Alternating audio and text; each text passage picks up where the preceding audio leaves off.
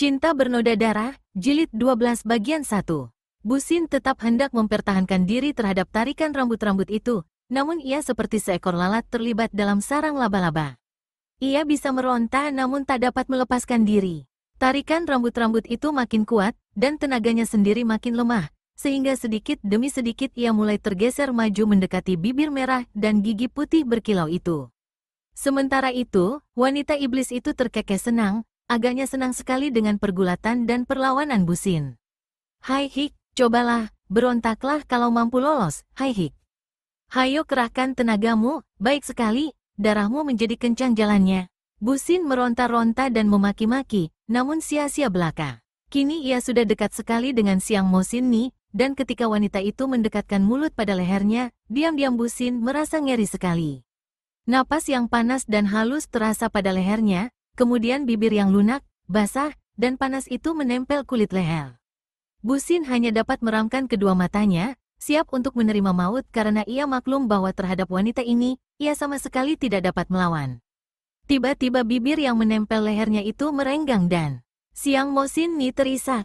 Tidak, tidak, aku tidak bisa membunuhmu.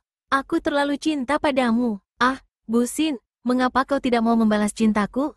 Aku sayang padamu. Belum pernah aku mencinta laki-laki seperti kepadamu. Busin, kau balaslah cintaku dan aku akan menjadi istrimu, akan melayanimu, akan menurunkan kepandaian kepadamu. Iblis, bunuhlah aku, tak perlu kau merayu dengan kata-katamu yang berbisa. Siang Mosin Ni memeluknya, menciumnya. Busin hanya meramkan mata. Ngeri dan jijik hatinya. Perasaannya seperti seorang yang dibelit dan dibelai seekor ular. Dengar, Busin, kalau kau menjadi suamiku, aku akan membawamu ke Houhan, aku akan merampas kedudukan kaisar untukmu. Dengar ini, kau akan kujadikan kaisar. Busin terkejut dan sejenak pikirannya melayang-layang. Sebagai putra seorang bekas jenderal, tentu saja ia bukan seorang pemuda yang tidak bercita-cita muluk. Menjadi kaisar merupakan tawaran yang mendebarkan jantungnya dan hampir melemahkan pertahanan hatinya. Alangkah akan mulia dan senang hatinya. Menjadi kaisar, disembah dan ditaati orang senegara, nama ayahnya akan terjunjung tinggi. Akan tetapi segera ia ingat akan wanita iblis di sampingnya, dan kegembiraannya lenyap. Biarpun ia menjadi kaisar, kalau wanita ini mendampinginya, ia tentu akan menjadi kaisar yang hanya akan mencelakakan rakyat. Wanita ini bukan manusia, melainkan iblis bertubuh manusia. Teringat ia akan dongeng tentang Kaisar Tiuong yang biarpun tadinya merupakan kaisar baik, akhirnya menjadi seorang kaisar lalim karena godaan Tiatki, seorang wanita cantik yang kemasukan iblis, seekor siluman rase yang menjelma menjadi wanita cantik jelita yang keji dan ganas. Busin mengkirik saking jijiknya dan semua lamunan tadi lenyap, kemarahannya memuncak. Siluman hina, bunuh saja aku, bentaknya. Tangis Siang Mosin Ni terhenti. Wajahnya merah sekali, tanda bahwa ia juga marah. Tentu kau akan kubunuh, katanya dengan suara dingin. Akan tetapi kubunuh perlahan-lahan, biar kau tahu rasa. Aku akan membunuhmu sekerat demi sekarat, akan kusiksa kau sampai kau merasa menyesal mengapa kau pernah dilahirkan ibumu. Darahmu kuhisap sedikit demi sedikit. Dengan suara makin kejam, wanita ini kembali mendekatkan mukanya. Kilauan gigi putih tampak oleh Busin. Kembali lehernya merasakan sentuhan bibir lunak, basah, dan panas. Kemudian terasa leher itu dikecup, terasa nyeri ketika gigi-gigi kecil meruncing itu menggigit dan tar-tar-tar, terdengar suara keras di udara dan sepasang bola baja kecil menyambar kepala Siang Mosin Ni.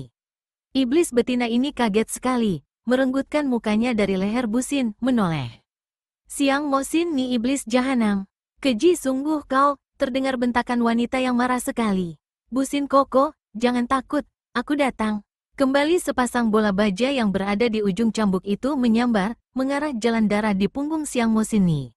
Serangan pertama ke arah kepala tadi tidak dilanjutkan karena agaknya Liu Hwe, gadis yang baru datang itu, takut kalau membahayakan kepala Busin.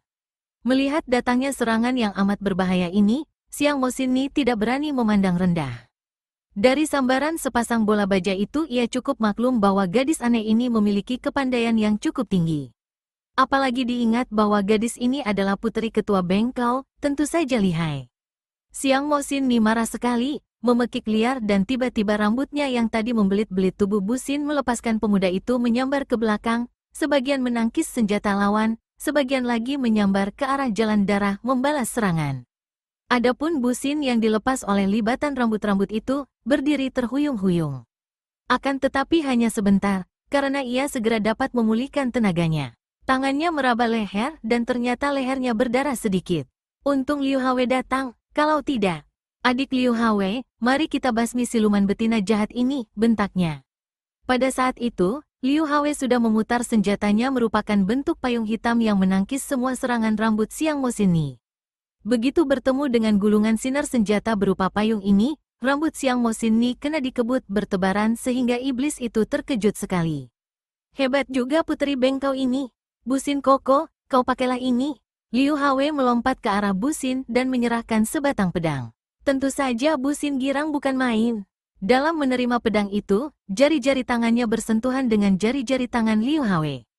Keduanya saling pandang sejenak, dan dalam waktu beberapa detik ini saja, pandang mata mereka sudah penuh dengan pernyataan hati masing-masing. Pandang mata mesra, dan dalam pandang mata ini tersimpul semua perasaan hati dan terjadi janji dan sepakat bahwa mereka akan sehidup semati menghadapi Xiang Moxin yang lihai.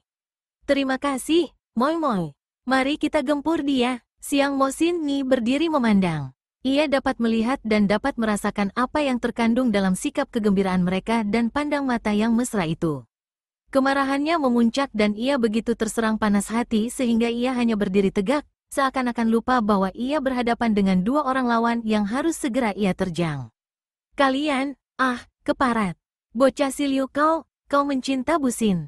Seketika wajah Liu Hawei menjadi merah, matanya berkilat menyambar. Xiang Moxin kami pihak bengkau tidak ada permusuhan pribadi dengan dirimu. Dan mengingat bahwa kau pernah menjadi murid mendiang Enci Lucian, biarlah ku maafkan kata-katamu. Harap kau suka pergi meninggalkan kami. Biarpun Liu Hawei baru berusia 19 tahun, akan tetapi sebagai putri tunggal ketua bengkau ia mempunyai sikap agung dan berwibawa. Akan tetapi Xiang Moxin tidak memperhatikan dia, melainkan memandang ke arah Busin sambil membentak. Dan kau manusia tak kenal budi, kau mencinta bocah bengkau ini. Seperti juga Liu Hawei, wajah Busin menjadi merah seketika dan jantungnya berdebar-debar. Sudah 2 kali ada orang mengatakan bahwa ia dan Liu Hawei saling mencinta. Pertama adalah wanita iblis yang lebih dahsyat daripada Xiang Moxin yang berkata demikian, yaitu mendiang Tok Xiao Kui Liu Lucian ibu suling emas. Kedua kalinya adalah si iblis wanita ini, siluman jahat, kami saling mencinta tidak ada sangkut pautnya dengan kau, dan kau tidak ada harganya untuk menyebut-nyebut hal itu, bentak Busin marah. Xiang Moxin menjerit keras, jeritan melengking tinggi dan hampir saja Busin tak kuat mempertahankan karena isi dadanya berguncang hebat. Cepat-cepat ia mengerahkan sinkang yang ia latih dari kakek sakti, dan sebentar saja pengaruh jeritan itu lenyap. Kalian harus mampus, akan kuhancurkan tubuh kalian. Hai hik, kalian saling mencintai, ya? Memang betul, kalian akan menjadi satu, akan tetapi setelah menjadi daging hancur, hai hik. Wanita itu kini mengeluarkan senjatanya yang istimewa, yaitu yang him yang dulu ia rampas dari tangan Bu Xiansu. Sambil memekik keras ia menerjang maju, rambut kepalanya menyambar-nyambar, diselingi senjata him yang digerakkan secara dahsyat sekali. Busin Koko, hati-hati. Liu Hawei berseru dengan suara pilu karena diam-diam gadis ini merasa gelisah dan ragu-ragu apakah mereka berdua akan mampu melawan iblis ini yang luar biasa saktinya. Sebagai putri tunggal ketua bengkau, tentu saja ilmu kepandaian Liu Hawei sudah hebat. Ginkangnya tinggi, gerakannya cepat sekali, tenaga dalamnya juga sudah mencapai tingkat tinggi sehingga senjatanya yang berupa cambuk yang kedua ujungnya dipasang bola baja itu digerakkan dengan kecepatan yang sukar dilawan. Senjata macam ini merupakan senjata yang paling sukar dipelajari, akan tetapi apabila sudah matang gerakannya, senjata ini bergerak otomatis seakan-akan menjadi satu dengan kedua tangan, dan karena itu amat berbahaya. Betapapun juga, dibandingkan dengan Xiang Moxin ia masih kalah beberapa tingkat. Xiang Moxin adalah seorang di antara 6 iblis, kepandaiannya aneh dan tinggi. Selain itu iblis betina ini telah hampir berhasil dalam menciptakan ilmunya yang mukjizat dan keji, yaitu ilmu Tokhiat Hoatle atau ilmu gaib darah beracun yang diciptakan dengan cara menyedot habis darah seorang korban. Entah sudah berapa puluh orang korban yang disedot habis darahnya oleh iblis wanita ini. Selain memiliki ilmu setan yang hampir selesai dipelajarinya ini, ia pun memiliki ilmu menggunakan rambut panjang yang ampuhnya melebihi segala macam senjata. Di samping ini, ia berhasil merampas Yang Him dari tangan Bu Xiansu dan senjata aneh ini merupakan tambahan kesaktian baginya. Karena perbedaan tingkat kepandaian ini, dalam pertempuran itu Liu Hao selalu tertindih dan terdesak. Sepasang bola bajanya yang menyambar-nyambar itu selalu terbentur kembali, bahkan kini Yang Him dan rambut lawan mulai mengurung dan mendesaknya. Bantuan Bu Xin tidak ada artinya bagi Liu Hao. Pemuda ini memang benar memiliki tenaga sakti yang murni, hasil latihan kakek sakti, akan tetapi tenaga itu hanya dapat dipergunakan untuk menjaga diri. Dalam menyerang, karena ilmu silat yang dimiliki Bu Xin adalah ilmu silat biasa saja, maka serangan-serangannya tidak diacukan oleh Xiang Mo Xin Ni, selalu terbentur dan gagal oleh rambut yang hitam panjang. Xiang Mo Xin Ni adalah seorang wanita yang berwatak kejam. Wataknya ini mungkin hampir sama dengan watak seekor kucing yang suka sekali mempermainkan dan menyiksa tikus sebelum memakannya, atau seekor laba-laba yang suka menikmati korbannya yang meronta-ronta hendak membebaskan diri dengan sia-sia. Demikian pula, dalam menghadapi Liu Hao dan Bu Xin. Wanita iblis itu mempermainkan mereka, mengejek dan tidak segera merobohkan mereka, karena dalam mengejek dan mempermainkan ini ia mengalami kenikmatan dan kesenangan yang luar biasa. Kalian saling mencinta, ya? Huhu, ingin menjadi suami istri dan membangun rumah tangga bahagia, memiliki banyak putera-puteri? Hai Hik, takkan tercapai maksud kalian. Keparat, tutup mulutmu yang kotor. Liu Hao membentak, sepasang bolanya menyambar. Xiang Mo Xin Ni tertawa, rambutnya bergerak dan hampir saja senjata cambuk itu kena dilibat rambut. Terpaksa Liu Hao menarik senjatanya dan kini mendadak ia memukulkan tangannya ke depan dengan pengerahan tenaga sakti.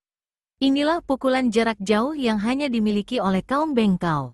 Wut, angin pukulan dahsyat ini menyambar ke arah dada Xiang Mo Xin Ni, tepat mengenai sasaran. Oh, dari mulut iblis betina itu tersembur darah segar yang langsung menyambar ke arah muka Liu Hao. Tadinya Liu Hao girang, mengira bahwa pukulannya mengenai lawan, siapa kira darah yang tersembur keluar itu malah merupakan serangan balasan yang hebat sekali. Ia sudah berusaha mengelak, namun tiba-tiba ia menjadi pening. Biarpun darah itu tidak tepat mengenai mukanya, hanya lewat di pinggir kepala, namun cukup membuat gadis ini terhuyung-huyung, pandang matanya gelap. Ia tidak tahu bahwa itulah ilmu Tok Hiat Hoat Lek yang belum sempurna. Yang tidak tahu mengira bahwa Xiang Mo Xin Ni terkena pukulan sampai muntah darah, padahal ilmu mukjizat ini selain dipergunakan untuk menahan pukulan, juga sekaligus dipergunakan untuk menyerang lawan dengan darah yang langsung keluar dari dalam mulut, darah yang mengandung racun berbahaya. Iblis keji, Bu Xin menerjang maju menusukkan pedangnya. Kembali Xiang Mo Xin Ni mencoba ilmu barunya. Ia menerima tusukan pedang itu dengan perutnya. Kap, Bu Xin girang karena mengira bahwa pedangnya menembus perut wanita yang dibencinya. Akan tetapi mendadak wanita itu terkekeh, rambutnya bergerak menangkap tubuh Bu Xin, diangkat ke atas lalu dibantingnya tubuh itu menimpa diri Liu Hao yang sedang terhuyung-huyung. Tak dapat dicegah lagi, kedua orang muda itu terbanting dan roboh tumpang tindih. Maaf, Moi. Bu Xin mengeluh. Tidak apa, Koko, siluman ini memang lihai. Bu Xin sudah kehilangan pedang yang menancap di perut Xiang Mo Xin Ni. Namun ia menjadi nekat. Bersama dengan Liu Hao ia melompat bangun, siap menerjang dengan tangan kosong. Akan tetapi tiba-tiba Xiang Mo Xin Ni terbatuk keras dan pedang yang dikira menancap di perutnya itu melayang bagaikan anak panah cepatnya menuju dada Bu Xin. Koko, awas! Liu Hao mendorong Bu Xin dari samping. Terdengar kain terobek dan pedang itu ternyata telah merobek baju Bu Xin di bagian lambungnya. Kurang cepat sedikit saja Liu Hao mendorong, bukan baju yang akan terobek, melainkan dada atau lambung. Iblis keji! Dengan wajah pucat Liu Hao memaki marah, kemudian ia menyerang lagi dengan sepasang bola bajanya. Adapun Bu Xin cepat lari dan mencabut pedangnya yang menancap pada sebatang pohon. Kemudian ia menghampiri tempat pertempuran dan membantu Liu Hao lagi dengan mati-matian. Hai Hik, saling mencinta berarti bodoh, boleh mati bersama. Tiba-tiba terdengar suara nyaring dan tahu-tahu sepasang bola baja Liu Hao telah lekat dengan kawat-kawat alat musik Yang Him. Betapapun Liu Hao coba membetotnya, namun hasilnya sia-sia saja karena dengan tenaga menyedot, Xiang Mo Xin Ni telah membuat bola-bola itu melibat-libat kawat, kemudian rambutnya bergerak seperti puluhan cambuk ke depan. Bu Xin berusaha menolong temannya. Pedangnya diputar menahan datangnya rambut-rambut itu dengan maksud membabatnya sambil mengerahkan tenaga sakti. Namun Siang Mosinni sekarang telah tahu bahwa pemuda ini entah bagaimana caranya telah memiliki tenaga sakti yang hebat, maka ia tidak melawan keras dengan keras karena khawatir kalau rambutnya akan terbabat putus. Ia menggunakan tenaga lemas, rambutnya bertemu pedang terus membelit, bahkan membelit juga pergelangan tangan Busin. Pemuda ini berseru keras karena merasa betapa pergelangan tangannya seakan-akan hendak patah. Pedangnya terlepas dari pegangan dan di lain saat ia telah dilucuti, seperti halnya Liu Hwe. Mereka kini berdiri tanpa senjata, menghadapi lawan yang terkekeh dan menggerak-gerakkan kepala sehingga rambutnya menyambar-nyambar mengerikan. Hai Hik, kalian saling mencinta, ya? Hai Hik, sehidup semati, senasib sependeritaan. Siang Mosinni terus mengejek dengan suaranya yang nyaring diselingi kekehnya yang menyeramkan. Kini rambut kepalanya menyambar-nyambar, melecut-lecut dan mencambuki dua orang itu. Kasihan sekali Liu Hwe dan Busin. Mereka tak mungkin dapat mengelak dari hujan serangan ini karena rambut kepala yang hitam panjang dan gemuk itu berubah menjadi puluhan batang cambuk yang kuat. Mereka dapat mengerahkan sinkang untuk menjaga diri, namun mereka tak mungkin dapat menjaga pakaian mereka yang mulai robek-robek. Liu Hwe maklum bahwa ia akan terhina kalau sampai pakaiannya robek semua dan membuatnya menjadi telanjang bulat, maka dengan nekat ia berusaha untuk menyambar rambut-rambut itu. Akhirnya ia berhasil mencengkeram segenggam rambut, mengerahkan tenaganya dan menarik sekuatnya.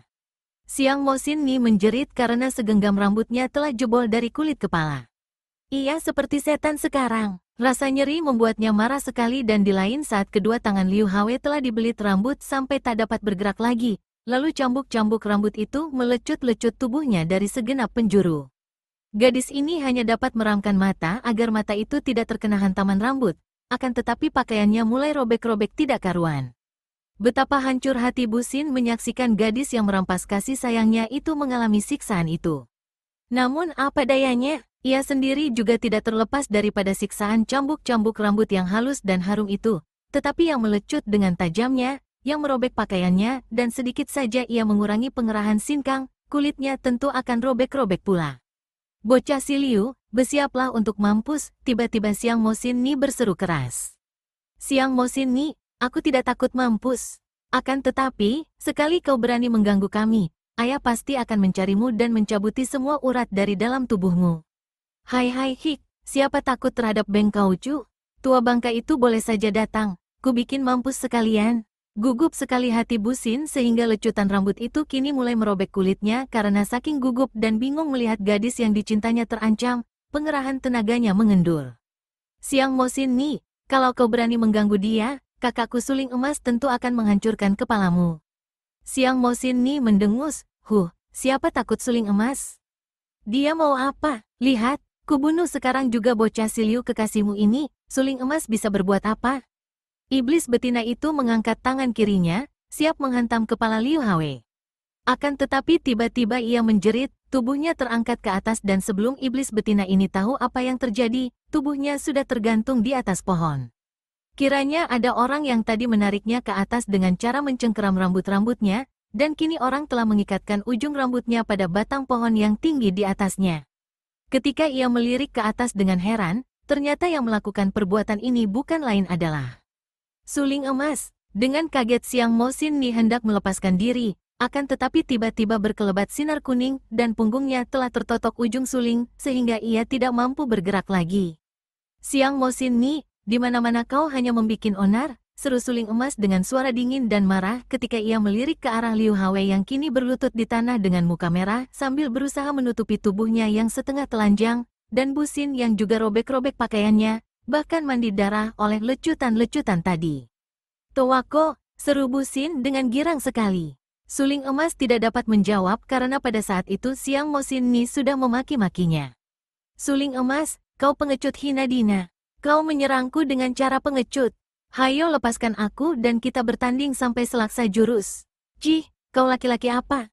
Pengecut tak tahu malu. Akan tetapi suling emas tidak melayaninya, bahkan tangannya meraih dan seketika pakaian luar Siang Mosinni terlepas dari tubuhnya, membuat iblis betina ini menjadi setengah telanjang karena yang menutupi tubuhnya kini hanyalah pakaian dalam. Hei, setan neraka, mau apa kau dengan pakaianku? Kemudian suaranya berubah, halus dan ragu-ragu. Suling emas, kalau kau suka kepadaku, kenapa tidak menanti sampai kita berdua saja? Mau apa kau melepaskan pakaianku? Perempuan hina. Suling emas mendengus marah, lalu melompat dari atas pohon, menyerahkan pakaian itu kepada Busin sambil berkata, kau berikan ini kepada bibi kecil Liu Hwe, kemudian kau bersama dia kembalilah ke Nanchao. Busin menerima pakaian itu lalu menghampiri Liu Hwe.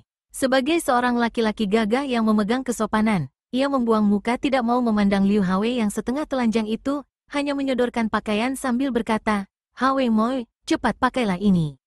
Dengan cepat dan lega hati Liu Hwe lalu menyambar pakaian itu dan sebentar saja ia sudah memakai pakaian Siang Mo Xin Ni yang serba hitam.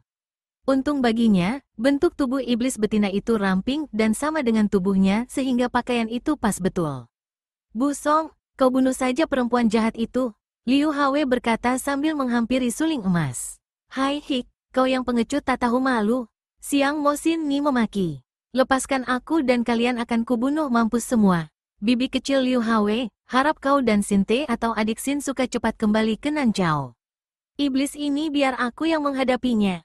Setelah aku dapat menolong Lin Lin, tentu aku akan kembali ke Nanchao pula. Bu Sin, di mana adanya Xian Eng? Kenapa tidak bersamamu? Dengan kening berkerut Bu Sin menceritakan pengalamannya di dalam terowongan rahasia, betapa mereka menjadi tawanan Hek Giamlo, kemudian betapa Xiang Eng dibawa lari oleh Suma Boan dan dia sendiri diculik Siang Mo Xin Ni. Sudahlah, agaknya kali ini aku takkan bisa mengampunkannya lagi, kata suling emas dengan suara gemas. Kalian lekas kembali ke Nanchao dan menanti aku di sana. Terlalu banyak orang jahat memusuhi kita dan tak mungkin dapat membagi diri untuk mengamati kalian. Aku pasti akan dapat mencari Xian Eng, Lin Lin, dan membawa kembali tongkat Beng kau. Paman guru kau Bian Chin Chin juga sudah keluar pintu untuk membantumu merampas kembali tongkat pusaka, kata Liu Hwe menerangkan. Suling emas mengangguk-angguk, bagus, tenaga paman kau Bian Chin Chin dapat diandalkan. Sekarang kalian lekaslah kembali ke Nanchao. Liu Hwe dan Busin tidak membantah lagi, segera mereka berlari cepat meninggalkan tempat itu. Akan tetapi setelah berlari kurang lebih 2 jam lamanya, Liu Hwe berhenti dan berkata, Busin Koko, cukup jauh kita berlari. Mari sekarang kita kembali. Busin memandang heran. Hwe Moi, apa maksudmu? Gadis itu tersenyum dan dunia ini serasa lebih cemerlang dan indah bagi Busin. Semenjak zaman purba sampai zaman sekarang, senyum seorang gadis selalu mendatangkan keajaiban bagi pria yang mencintanya, keajaiban yang indah, seindah bunga mekar tersiram embun di waktu pagi, atau matahari mengintai di ufuk timur mengusir kemuraman subuh. Untuk senyum inilah seorang yang mabuk cinta siap sedia mengorbankan apa saja. Koko, betulkah hatimu rela begitu saja kalau kita berdua kembali ke Nanchao sedangkan tugas sedemikian banyaknya yang harus diurus oleh kakakmu? Kedua orang adikmu terancam bahaya, tongkat pusaka terampas musuh, bagaimana mungkin kita pulang begitu saja tanpa memberi bantuan sedikit pun juga? Cocok dengan isi hatiku, Moi Moi. Aku pun merasa tidak enak sekali kalau harus pergi begitu saja berpeluk tangan, bukanlah sikap seorang yang menjunjung tinggi kegagahan. Akan tetapi Song Tuako yang memerintah, bagaimana aku dapat membantah? Kembali Liu Hwe tersenyum. Kakakmu itu memang lihai sekali, agaknya dengan orang seperti dia turun tangan, semua urusan pasti akan beres. Akan tetapi aku sama sekali tidak setuju kalau harus tinggal diam saja. Tadi pun aku hendak membantahnya, akan tetapi tidak baik di depan iblis betina itu kalau kita saling bantah. Karena itu aku tadi diam saja. Sekarang mari kita kembali dan mengambil jalan kita sendiri, mencari kedua orang adikmu. Biarlah kita berlomba dengan suling emas. Gembira sekali hati Busin, kegembiraan bertumpuk-tumpuk karena tidak saja ia gembira dapat membantu untuk menolong kedua orang adiknya, juga ia senang sekali dapat melakukan perjalanan ini bersama Liu Hwe, dapat sama-sama menempuh bahaya. Bagus, mari kita berangkat, Moi Moi. Mereka kini berlari ke arah timur, akan tetapi belum lama mereka berlari kembali Liu Hwe berhenti. Perempuan tadi, dia agaknya amat mencintamu, Koko. Iblis betina itu. Busin mendengus, mukanya berubah merah sekali. Tapi dia cantik sekali, Sinko, dan di dunia ini, entah berapa banyaknya pria yang tergila-gila dan jatuh hati kepadanya. Kecantikan iblis seperti keindahan warna kulit seekor ular beracun. Sudahlah, kita tak perlu bicara tentang dia, aku jijik kalau mengingat dia, kata Busin. Liu Hwe tersenyum. Syukurlah kalau begitu. Aku sudah khawatir sekali. Shinko, di dunia ini hanya ada dua orang wanita yang benar-benar hebat dan sukar dapat dilawan oleh laki-laki yang bagaimana gagah pun. Pertama adalah mendiang Enchi Lucian, kedua adalah Koa Kim Bwe atau Siang Mo Sin Ni itulah. Senjata mereka yang paling mengerikan adalah kecantikan mereka. Kurasa terdapat perbedaan besar antara Enchi Mu yang menjadi ibu kandung Bu Song Towako itu dengan iblis betina Siang Mo Sin Ni. Hwe Moi, mari kita lanjutkan perjalanan dan kalau boleh, aku ingin sekali mendengar penuturanmu tentang riwayat hidup mendiang Tok Xiao Kui Liu Lucian yang hebat itu. Liu Hwe tersenyum lalu menggerakkan kaki, dan mereka berdua kini melanjutkan perjalanan biasa. Liu Hwe mulai menuturkan riwayat mendiang Tok Xiao Kui Liu Lucian yang luar biasa dan hebat, akan tetapi yang hanya diketahui sebagian saja oleh Liu Hwe atau riwayat ini dituturkan dengan jelas dalam cerita Suling Emas. Sementara itu, setelah kedua orang muda itu pergi, Suling Emas lalu menggunakan sulingnya membebaskan totokannya pada tubuh Siang Mo Sin Ni. Setelah jalan darahnya bebas, dengan mudah saja wanita itu dapat melepaskan diri dari atas cabang pohon di mana rambutnya yang panjang tadi diikatkan oleh Suling Emas. Dapat dibayangkan betapa hebat kemarahan wanita ini yang sekarang berdiri di depan Suling Emas hanya dengan pakaian dalam yang serba ringkas, pendek, dan terbuat daripada sutera merah. Kalau saja sepasang matanya tidak menyala-nyala liar, mukanya tidak membayangkan kemarahan yang tak dapat dikendalikannya lagi, agaknya Siang Mo Sin Ni akan kelihatan amat menggairahkan dalam pakaian seperti itu.